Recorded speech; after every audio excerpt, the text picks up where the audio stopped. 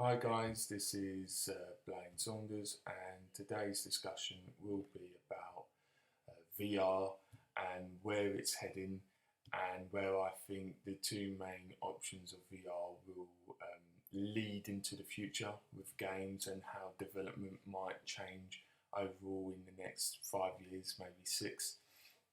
Definitely with the news of a technology with treadmill technology, where you can walk on a surface and wearing a headset. But examples could be Ready Player One. They are making real life versions of it. Different companies. They are expensive right now, but it's definitely gonna fix the room problem. As many of you understand or will know, you would need 2 meters by 2 meters in a space, and that's bit today's problem at the moment is not a lot of people have that space. Definitely when you think that my room right now, I'm getting a VR in the future, I'm just about able to play on an Oculus Rift S, and I've been told by someone that has an Oculus Rift S, and it's definitely an issue. The space. I definitely know that the Oculus Quest 2 um, defeats that problem. But if you wanted a more high-end VR with higher frames per second and higher graphics, you'd have to get a computer plug-in VR, which requires good graphics and requires space. Now with these treadmill surfaces where you go in, you put a suit on, and you can feel everything walking around. It's more realistic. I've heard reports of it's less nauseating than other options. Definitely when you're walking around your own room and you bump your head because you don't know where the barriers are. Now, I heard that Oculus Rift 2 and the Quest versions do sort that out with putting a barrier there, but that doesn't sort out the sit down options, that doesn't sort out many other options and problems as well. It's a problem for today's audience. um, if you watch anime and you watch Sword Art Online, they had two headsets that uses full dive technology, and there's a lot of examples where they are using brain waves, like signals from your brain, to use certain applications from VR for VR, and it's definitely delving into options for full dive technology, which we may see the rise of two different types of VRs: full dive VR and treadmill VR.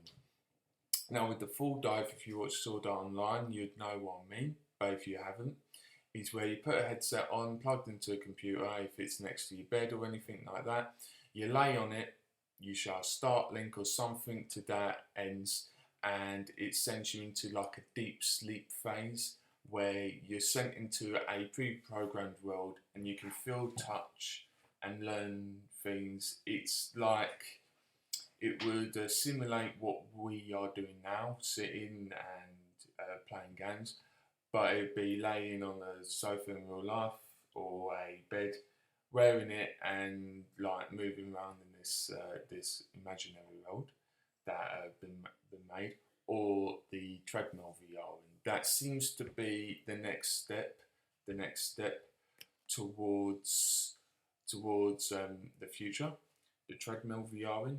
It's just I can see maybe in 10 to 12 years' time the full dive technology being made, because they are having a lot of steps being put in, and they are developing a lot of steps to full dive VR.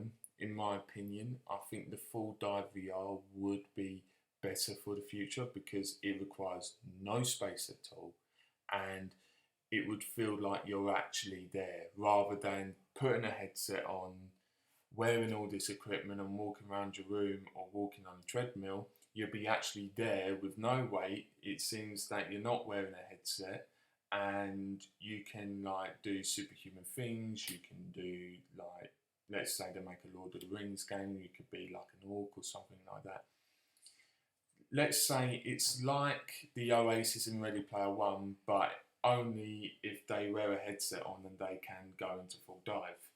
And it's the best way I can put it is it's like a dream, but it's a game instead. When you put on this VR, I would prefer the full dive over the treadmill, because the treadmill still can take up room and still can feel unrealistic if they don't get the movement of the treadmills right, or if they don't even get the feeling of walking correct. And that's what struggle that companies are struggling to do today. And the cost of it is a lot. I'm seeing one that you could buy now, like it's from the US. You can ship it to Spain, England, or even Europe for $1,449, and that's just a lot for just the treadmill itself. It's not valuable at the moment. Like if you have that money, I recommend you get it if you got VR. But if you don't have the space, which most people don't, and I think VR companies need to understand that people don't want like high-end VR headsets that require a lot of room. So they looked at the problem and went, we're going to make a non-high-end headset, and that's going to be the Oculus Quest and the Oculus Quest 2. The problem with that is it's not as powerful as the Oculus. It's not as powerful as the HTC Vive. It's not as powerful as even the Oculus Rift. It's not as powerful as the what's the recent high-end VR? With the one where you can finger touch now. You can touch the fingers and on it, it's like the highest end. It's like nearly $1,000 to buy, but they still use the box cameras they have to install, and that's a maximum of minimum, I meant, of 2x2. And I will speak for myself. I don't have that room for even a high end. I'm going for the middle of the range Oculus Rift S, and it's not like you have any options other than that. It's not like that. Facebook has many options, Samsung, but they're like on the low end, and in the middle end you got the Oculus Rift, the Oculus Quest, and the Oculus Quest 2, and really they haven't sorted out the nausea effect of the old ones. I have a PS VR, which when I was playing a lot of games, like that tank game. What was that tank game where you was in a tank? It was very sickening after 30 minutes of playing it, because your brain is seeing that you're moving to the side and your body isn't, and your brain is not used to that feeling. It's definitely an issue that needs to be raised, because I can see an issue with the treadmill technology. If the character within the game goes upside down, you can't then flip the treadmill upside down. You'd feel the nausea effect. Where with the full dive, your body's not moving at all. It's all in your brain, so you wouldn't feel nauseous. And I definitely think it's going to go treadmill technology, then full dive technology. But I'm very excited for gaming in the future. I think that it's going to redefine what a console is. That's a very hard statement, and I think I can back that up, because many people do look to the Oculus Quest as a new console entirely. and it is a new console entirely. I think it will be more famous than the high-end computer VRs, because not a lot of people can save up this amount of money for just having a PC and a VR. Where really, it's for the Oculus Quest is for the people that don't want to buy a gaming PC; they just want the VR. And yeah, that's up to them really. I wanted a computer gaming VR, and I definitely think that there can be a lot of improvements when it comes to the treadmill. I definitely will try a treadmill in the future and see how that feels to me walking around in a room as well. What feels more natural, and how could they improve on it? But that's my opinions on the progress of VR technology. I definitely think that I can't wait to try the Oculus Rift S for the horror games, for all the games that I can play on, and definitely VR chat. I think that in retro respects, it is the next step to gaming, and it is expensive, but they might get cheaper depending on the rate of the consoles with PS5 and Xbox X. It's it's definitely the next step. If it might even lead into another side of consoles in the future.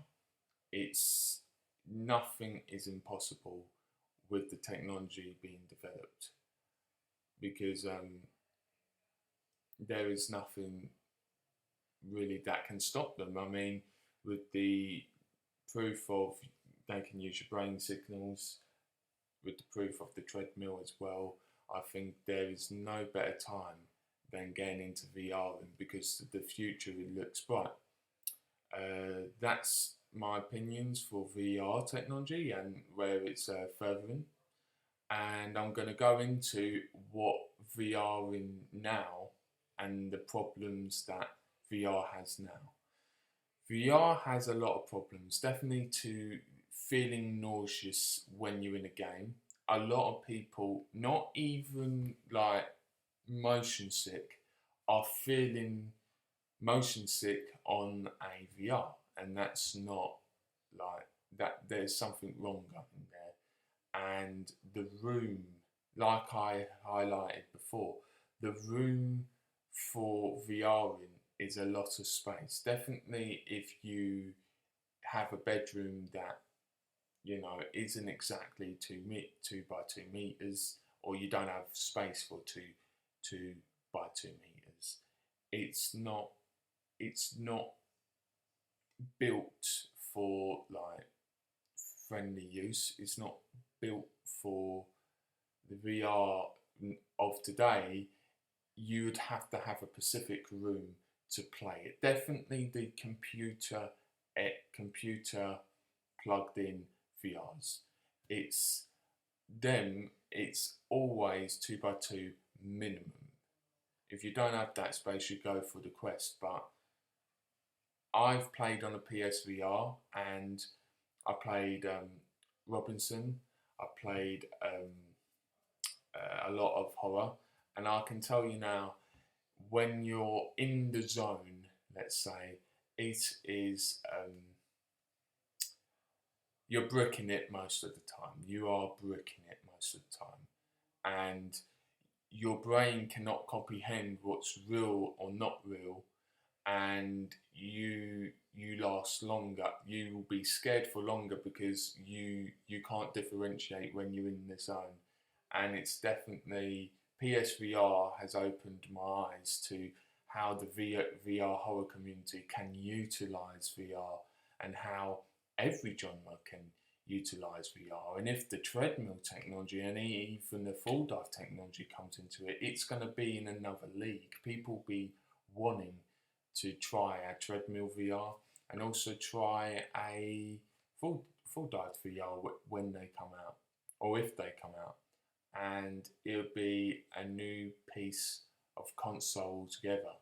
I think that Xbox and PlayStation could be making maybe a high-end VR instead of recycling their cameras and using the camera technology, because the problem that I had with the camera technology is it doesn't sense you all the time, and instead of bothering to make cameras or to make sensors within the VR headset, which they have, but they only work when they're censoring the camera up there. So they would need a camera for it to work. It is, I would say, lower quality than the old Quest. Like, brilliant to introduce people to VR, but if you want more out of a VR, I would definitely say go for the Quest, or go for the Quest 1. If you're looking to get a gaming console or a gaming PC console, definitely look for the Quest Rift S. No, not the Quest Rift S. The Oculus, the Oculus Rift S. Sorry, I mixed my headsets around. The Oculus Rift S is the one that you would choose for gaming PCs. This is just like mumbling at the moment. I'm just like, I've got many points going around my head, and I'm just scrambling at the moment, just rambling. Definitely think about what you want when you're buying a VR headset, because if you have a gaming PC, go for the Oculus Rift S, because that's the middleman from the Oculus Rift and the Oculus Quest 2. With the Oculus Rift, it's built for gaming PCs. But if you don't, and you don't want to spend that money for like an Oculus Rift, go for the Quest. But that's my discussion for all of VR in general. I see you later. Bye.